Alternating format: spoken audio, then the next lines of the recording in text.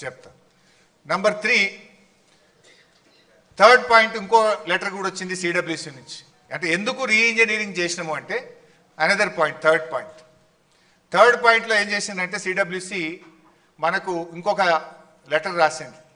ఏం రాసింది అంటే మీరు 160 టీఎంసీలతోని 16 లక్షల ఎకరాలు అప్పుడు ఆ రోజు ప్రతిపాదించింది.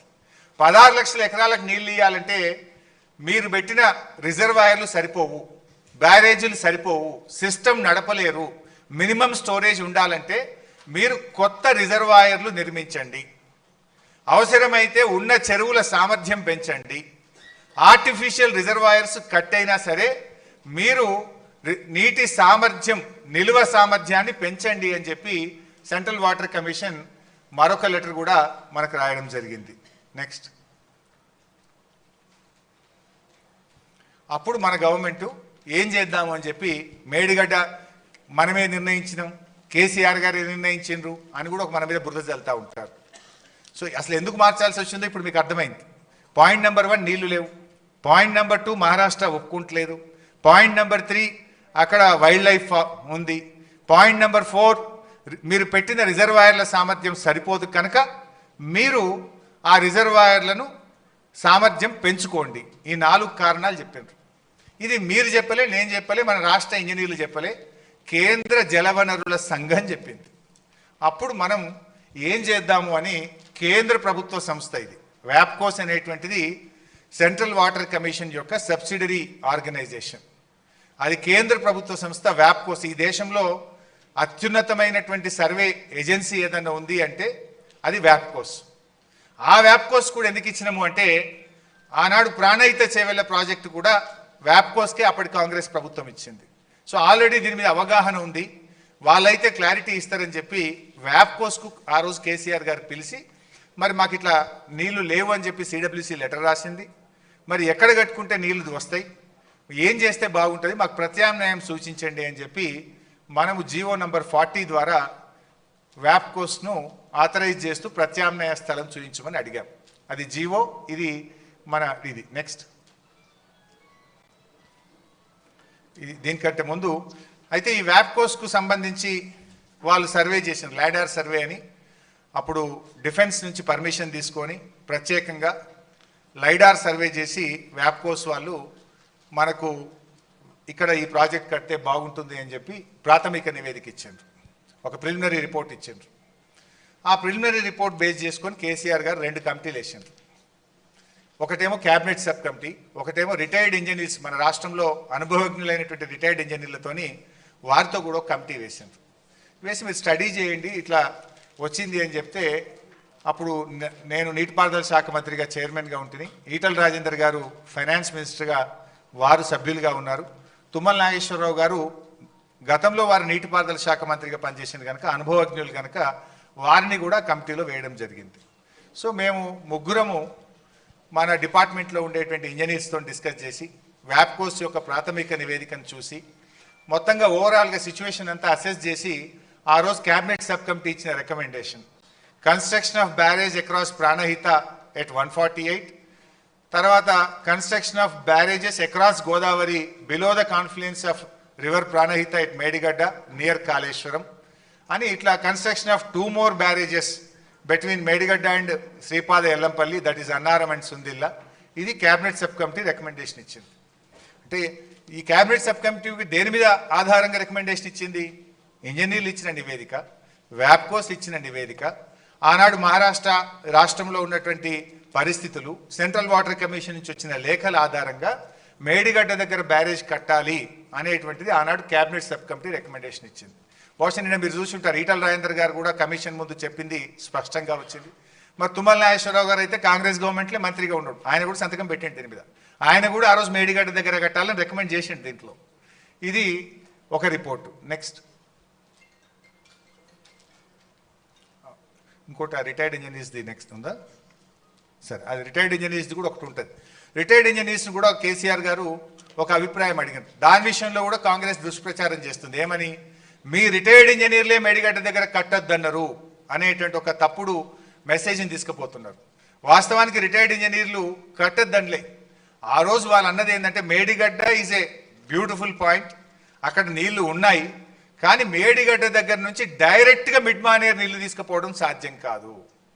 మేడిగడ్డ నుంచి డైరెక్ట్ పంపింగ్ మిడ్ మానేర్కి సాధ్యం కాదు.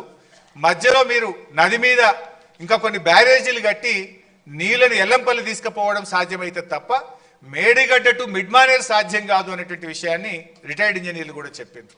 సో వీటన్నిటిని దృష్టిలో పెట్టుకొని రిటైర్డ్ ఇంజనీర్లు చెప్పింది, కేబినెట్ సబ్ కమిటీ చెప్పింది, కేంద్ర ప్రభుత్వ సంస్థ వ్యాప్కోస్ చెప్పింది, మన రాష్ట్ర ప్రభుత్వ ఇంజనీర్లు చెప్పింది, అన్నిటినీ నివేదికలను తీసుకొని ఆ రోజు క్యాబినెట్లో పెట్టి క్యాబినెట్లో చర్చించి మేడిగడ్డ, అన్నారం, సుందిళ్ళ ద్వారా ఎల్లంపల్లికి నీళ్లు తేవాలని క్యాబినెట్ నిర్ణయం తీసుకున్నది.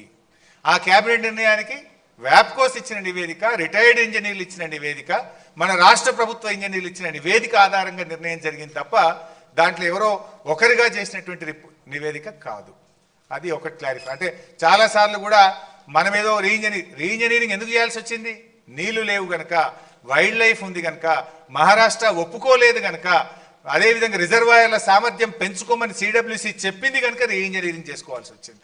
ఆ రీఇంజనీరింగ్లో మేడిగడ్డ దగ్గరికి ఎందుకు పోయినాం అంటే వ్యాప్కోస్ అనే కేంద్ర ప్రభుత్వ సంస్థ ఇచ్చిన రిపోర్ట్ కానీ, క్యాబినెట్ సబ్ కమిటీ ఇచ్చిన రిపోర్ట్ కానీ, రిటైర్డ్ ఇంజనీర్లు ఇచ్చిన రిపోర్ట్ కానీ ఇవన్నీ కూడా మేడిగడ్డ దగ్గర కట్టి నీళ్లు తీసుకోవాలని చెప్పి సూచిస్తే క్యాబినెట్లో పెట్టి చర్చించి క్యాబినెట్ ఆమోదంతో రీఇంజనీరింగ్ జరిగింది, మేడిగడ్డ పాయింట్ నిర్ణయం జరిగింది.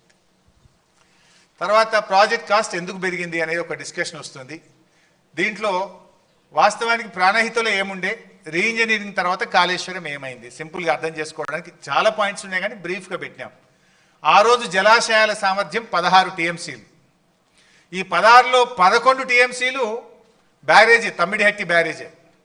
అది 152 మీటర్ల ఎత్తున కడితే 11 వస్తుంది. ఆ 11 తప్పితే ఎంత ఉన్నట్టు? 5. కానీ ఇక్కడికి వస్తే 141 టీఎంసీల సామర్థ్యం. ఎక్కడ 16, ఎక్కడ 141, ఆల్మోస్ట్ 10 టైమ్స్ మోర్. 10 అంతల రిజర్వాయర్ల సామర్థ్యం పెరగాలంటే ప్రాజెక్ట్ కాస్ట్ పెరుగుతుందా పెరగదా? అంటే 1,00,000 ఎకరాలకు పైగా ల్యాండ్ ఎక్విజేషన్ చేసినాం మనం. ఆనాడు ప్రాణహిత చేవెళ్లలో ల్యాండ్ ఎక్విజేషన్కి ఎకరానికి 2 లక్షలు పెట్టిండ్రు. కానీ కాళేశ్వరంలో మనము ఎకరానికి 9 నుంచి 16, 18 లక్షల రూపాయలు కూడా ఇచ్చినాం. సో అది రిజర్వాయర్ల సామర్థ్యం. నీటి వినియోగం అక్కడ 160 టీఎంసీలు అయితే ఇక్కడ 240 టీఎంసీలు. ఆయకట్టు 16,40,000 ఎకరాలు అయితే ఇక్కడ 37 లక్షల ఎకరాలు. పంపింగ్ సామర్థ్యం ఒక రోజుకు 1.8 టీఎంసీ ఉంటే ఇక్కడ 3 టీఎంసీలు, అంటే ఆల్మోస్ట్ డబుల్. పంపింగ్ సామర్థ్యం డబుల్, రిజర్వాయర్ల సామర్థ్యం 10 అంతలు, నీటి వినియోగం 80 టీఎంసీలు ఎక్కువ, ఆయకట్టు డబుల్. అండ్ ల్యాండ్ కంపెన్సేషన్ ఇక్కడ 2 lakhs అయితే యావరేజ్గా మనం 11 lakhs ఇచ్చినాం, ఆల్మోస్ట్ అది 5 times. మరి ఇన్ని పెరిగినప్పుడు ప్రాజెక్ట్ కాస్ట్ పెరుగుతుందా పెరగదా? ఇది ఒక పాయింట్ మీకు అర్థం కావడానికి బ్రీఫ్గా చెప్పే ప్రయత్నం చేస్తున్నాం. నెక్స్ట్, సో 8 ఏళ్ళు కాంగ్రెస్ పార్టీ అధికారంలో ఉంటే ఏ పర్మిషన్ రాలే. 1 yearలో ఇగో 11 పర్మిషన్లు మనం సెంట్రల్ వాటర్ కమిషన్ నుంచి తెచ్చాం. This is our commitment. మీ డేట్లు చూడండి. సిడబ్ల్యూసి నుంచి hydrology 30th November 2017, interstate 3rd November 2017, CMS 24th November 2017, irrigation planning 13th April 2018, farmers welfare 11th May 2018, cost appraisal 1st May 2018, CSMRS 21st May 2018, ministry of environment and forest 4 పర్మిషన్లు వచ్చినాయి. 24th October, 24th November 2017, central ground water board 21st November 2017, MoTA 30th January 2023, final approval TAC 14th June 2018. So అన్ని అనుమతులతో Kaleshwaram project కట్టినాం. కొంతమంది అప్పుడప్పుడు మీరు వినేవాళ్ళు, కాళేశ్వరంకు డిపిఆర్ఏ లేదు, డిపిఆర్ఏ లేకుండా కాళేశ్వరం కట్టినా కూడా ఆ మధ్యలో మన మీద బురద జల్లేదు. డిపిఆర్ లేకుంటే సెంట్రల్ వాటర్ కమిషన్ ఇన్ని అనుమతులు ఇస్తుందా?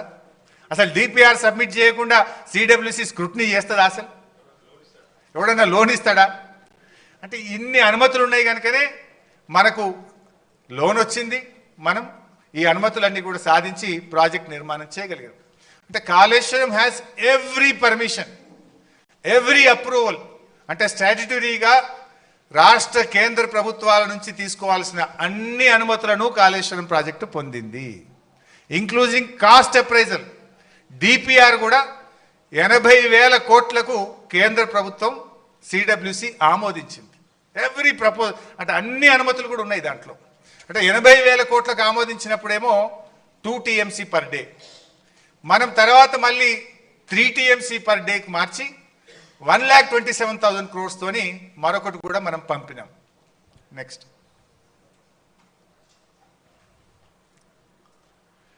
సో రీఇంజనీరింగ్తో గోదావరి నది ఎట్లా సజీవమైంది అనేది కూడా మనం చెప్పినాం.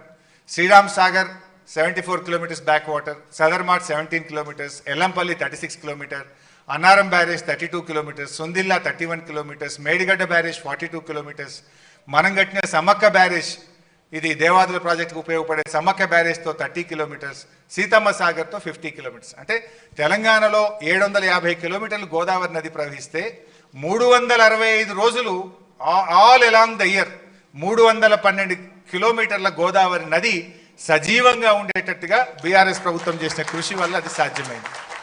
దానివల్ల ఏమైంది, 312 kilometers ఎప్పుడు చూసినా నీళ్ళే ఉంటాయి. దాంతో మీ గ్రౌండ్ వాటర్ పెరుగుతుంది, ఫిషింగ్ యాక్టివిటీ పెరుగుతుంది, అనేక రకాలుగా రాష్ట్రానికి మేలు జరిగే విధంగా మనం ఇట్లా ఈ రాష్ట్రాన్ని ముందు చూపుతో తీసుకుపోయినటువంటి విషయం. నెక్స్ట్ ప్రాజెక్ట్ కాస్ట్ పెరిగింది, కాస్ట్